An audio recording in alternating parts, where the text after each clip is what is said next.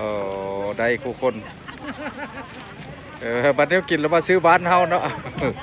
วัดอะไรนั้นเราซื้ออยู่เถิด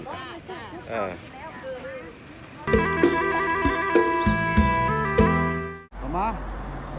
คลิปนี้สิพาพี่น้องไปเลาะเที่ยวนครพนมน้อยหนึ่งพี่น้องไปกับไปทางด้านขัวมิตรภาพไทยลาวเนาะไปเลาะเบิ่งประเทศทางประเทศไทยทางประเทศเพื่อนบ้านเนาะว่าแปลงก็บ่ได้ค่อยเคยไปเนาะแต่ว่าสิพาพี่น้องไปเลาะเบิ่งว่าอาหารบ้านเพิ่นสิเป็นอะไรเนาะไปมื้อนี้ก็เป็นวันอาทิตย์แต่ว่าสิไปเที่ยวไปชมเบิ่ง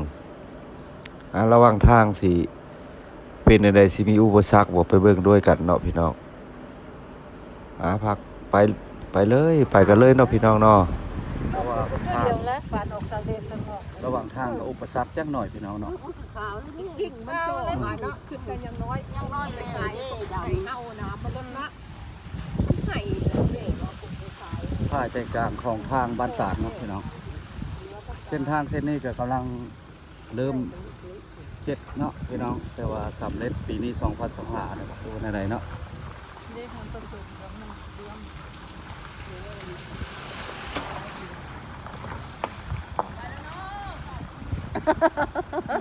ตายแล้วค่ะยุ่งใจทำกันหน้านะพูดเงินไม่เกตว่ายุ่งใจเงินไม่เกตเราเห็นแล้วนะเอ็มเห็นแล้วนะยังคนบ่ครบผู้หนึ่งพี่น้องเพราะว่าเพิ่นนั่งท่าคนเท่าเนาะเพิ่นอันนี้ก็คือสังเวียนไก่มื้อนี้บ่ได้ตีเนาะตีอยู่ในเมืองมื้อนี้ต้มผักก็โทรศัพท์ตายบ่ได้บอกเพิ่นโทรเมื่อยโทรหาถวานี่ข่อยเอาไว้แล้วเป็นได้ถวานี่ว่าจังได้เบิดไม่โทรศัพท์ได้เอาเงินให้ผู้ว่าเองได้เอาก่อนนี่แหละเอาก่อนกันลีแล้วแน่คันเอาได้กันเมื่อยนั่งท่าบ่นั่งในเลยก็ได้นั่งในผู้ใหญ่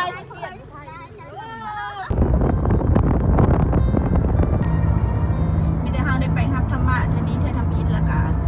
มันอันนี้เฮายังบ่เข้าใจอย่างนึงเนาะเฮาไปสำนี้มีแต่เฮากลับไปรับสิ่งดีๆให้เฮาล่ะ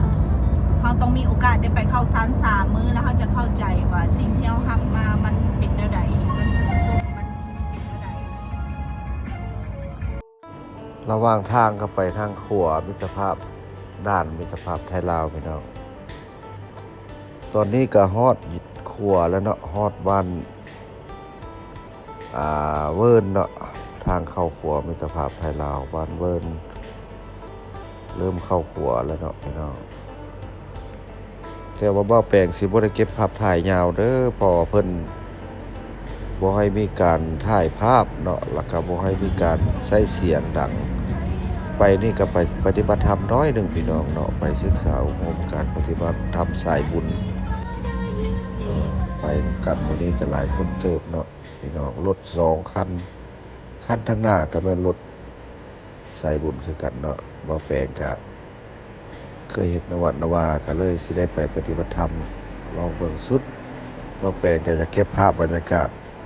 ตัวนี้ก็เริ่มเข้าครัวแล้วพี่น้องแต่ว่าเพิ่นบ่ให้ถ่ายเนาะแต่มาฮอดครัวมิตรภาพให้ลาวนี่ก็สิได้ปิดเอาหน้าด่านเนาะครับปิดเพิ่นบ่ให้ถ่ายภาพแล้วก็บ่ให้ถ่ายรูปอีกเนาะแล้วก็สิได้ปิดวิดีโอนี้เนาะแต่ว่าบางจุดเราว่าแบ่งสิได้เก็บภาพบรรยากาศให้พี่น้องได้เห็นเป็นบางจุดเป็นบางบ่อนเป็นบางย่านเนาะพี่น้องเอาไปกันเลยพี่น้อง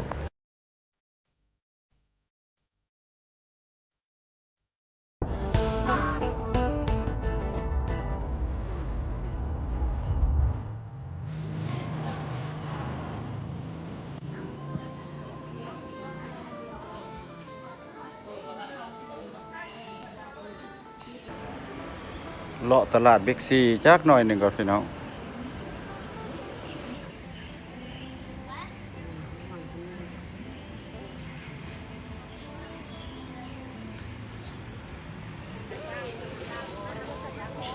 ตลาดลาวโทรคม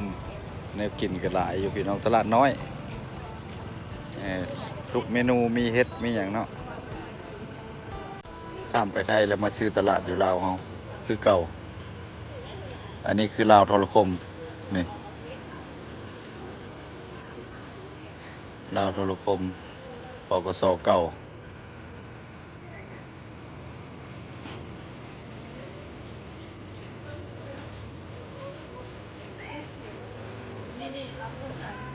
เอาได้ไหมมากอันนี้นี่มากไปสังซื้อมาใช่มังน้อยบ่มักกระเจี๊ยบเอาได้ไหมเจ้าไปต้มซุปใส่ฮะเท่าไรฮะ16,000 2 อันนี่บ่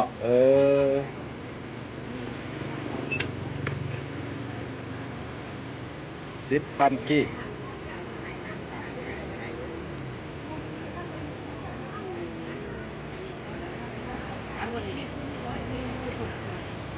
ข้ามเปียกบ้านเฮา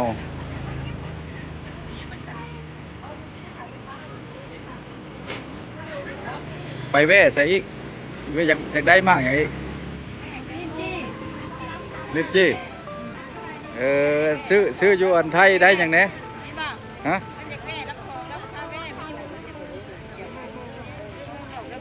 ซื้ออยู่ไทยได้พี่จังแน่สิได้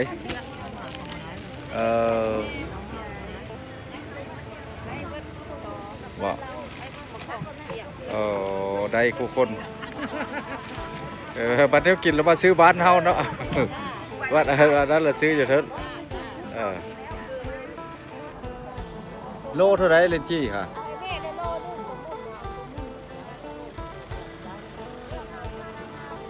มานั่งโลเท่าไร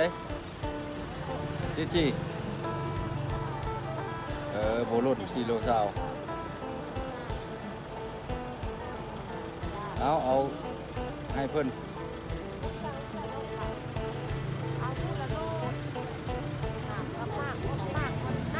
เอาพูดละโลเด้อ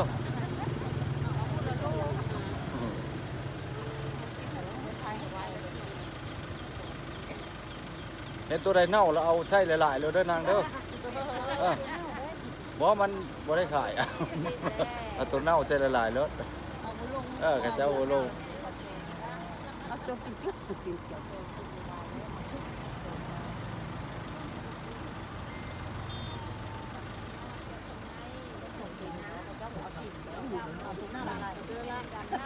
เลือกเอาตัวเน่าๆนะ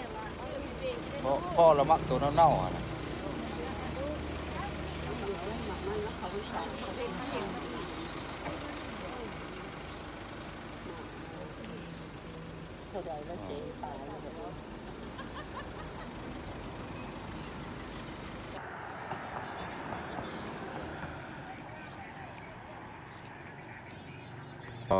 เพื่อนเพิ่นผู้พาไปเลยจ้างสร้างเมื่อ6 ล้านบาทพี่น้องหลังใหญ่ขนาดนั้นเพิ่นผู้พาปฏิบัติธรรมนะเพื่อนเพิ่นเนี่ยเพื่อนสาวแอมตาย